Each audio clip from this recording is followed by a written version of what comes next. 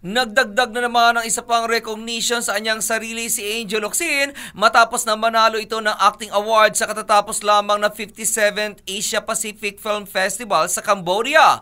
Nakuha ni Angel ang Best Supporting Actress Award sa pelikulang Everything About Her na ipinalabas noong 2016.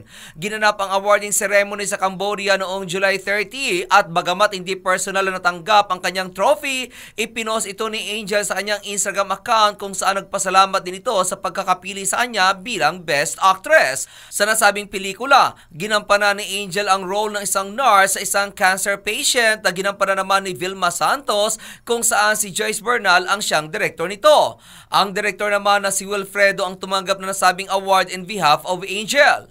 Unang lumabas ang nasabing balita sa Instagram account ng ad prom head ng Star Cinema na si Miko Del Rosario. At yan aking balita. Ako naman si RH43 Rocky, ang inyong kaliga sa mundo ng showbiz. Showbiz for more, like and share this page for more.